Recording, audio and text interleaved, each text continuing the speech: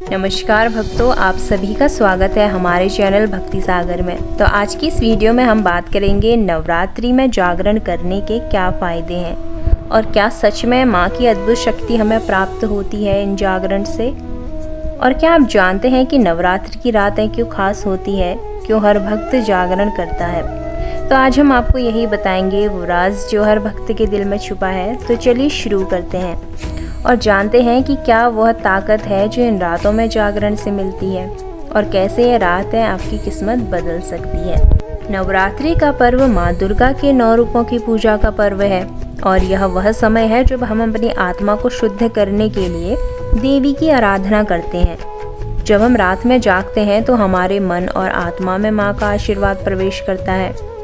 तो रात का समय विशेष रूप से शक्तिशाली है क्योंकि यह हमारी साधना के लिए सबसे उत्तम समय माना जाता है। जागरण करते समय हमारे मन और शरीर दोनों एक साथ जुड़कर एक उच्चतर शक्ति से जुड़ जाते हैं। तो यह साधना हमें हमारे जीवन में सुख, समृद्धि और माँ दुर्गा की कृपा प्रदान करती है।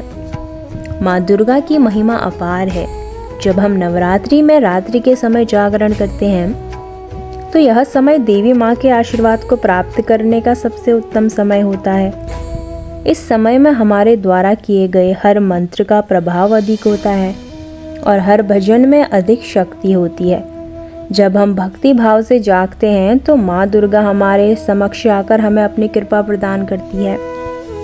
तो साधक का ध्यान सीधा माँ दुर्गा पर केंद्रित होता है और यही समय है जब माँ का आशीर्वाद उनके जीवन के सारे दुखों को समाप्त कर देता है।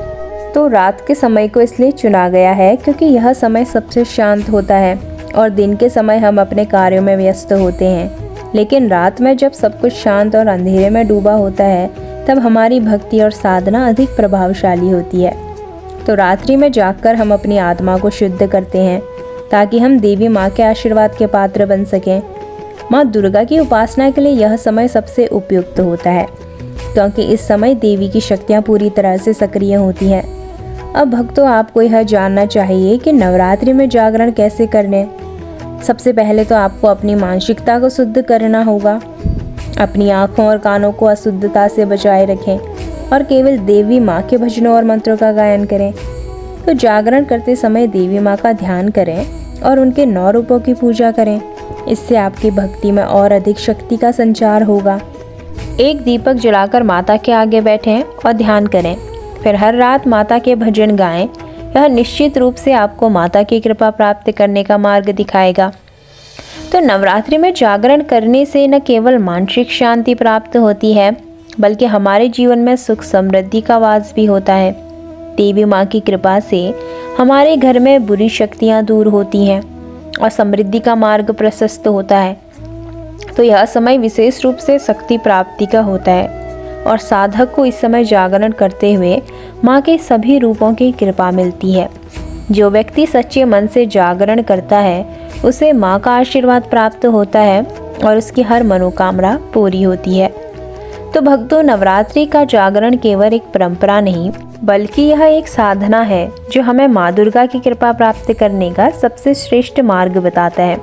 अगर आप सच्चे मन से इस साधना को करते हैं तो माँ के आशीर्वाद से आपके जीवन में सुख, समृद्धि और शांति का वास होता है।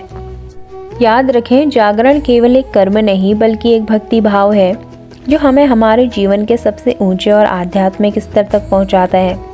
तो दोस्तों, ये थी आज की वीडियो। अगर आपको यह वीडियो अच्छा लगा हो तो वीडियो को लाइक करें, शेयर करें और हमारे चैनल भक्ति सागर को सब्सक्राइब करना ना भूलें। साथ ही बेल आइकन ज़रूर दबाएं ताकि आपको हमारी हर नई वीडियोज़ की नोटिफिकेशन सबसे पहले मिल सके। माँ दुर्गा के सभी 9 रूपों का आशीर्वाद आपके और आपके समस्त परिवारजनों पे सदैव बना रहे। तो फिर मिलते हैं अगले वीडियो में। जय माता दी।